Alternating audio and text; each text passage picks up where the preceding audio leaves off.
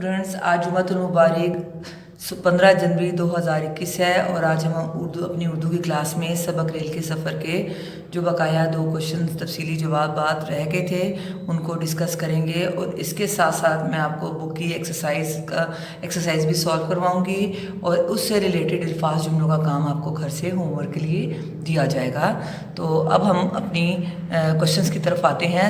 इसका सवाल नंबर 4 है, तफसीली जवाब है ये, भाप की ताकत से चलने वाले इंजन का सबसे कामयाब तजर्बा कौन सा था? जवाब, 1813 में जॉर्ज स्टीफनसन ने भाप से चलने वाला अपना इंजन बनाने का फैसला किया। उस वक्त हर काम हाथ से किया जाता था। लोहे को गर्म करके हथौड़े की मदद से ख़ास शक्ल में ढाला जाता था। स्टीफनसन ने भाप से चलने वाले इंजन को 10 माह के अरसे में मुकम्मल किया। 450 फुट लंबी पटरी को पहाड़ी की चढ़ाई पर बिछाया गया।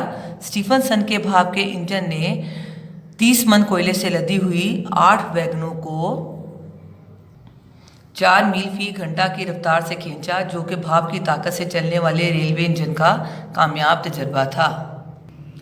सवाल नंबर 5, पटरी पर रेल के डब्बे चलाने का सिलसिला कितना पुराना है? वक्त के साथ साथ इसमें क्या तब्दीली आई?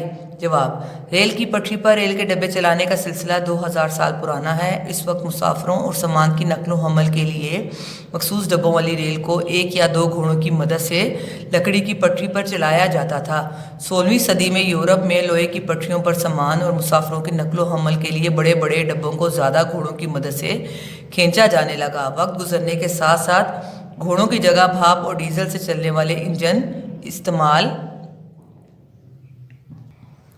इस्तेमाल किए जाने लगे,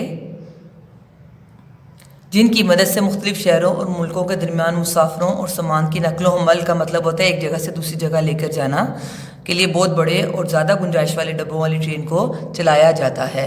ठीक है, ये आपके 2 तफसीली जवाबात हो गए। आपने इसको आपने अच्छी तरह से, जिस तरह मैंने पढ़ा है, पढ़ने के बाद आपने इसको अपनी कॉपी पर उतारना है। ओके, और साथ साथ आप बच्चों इसको याद भी किया करें।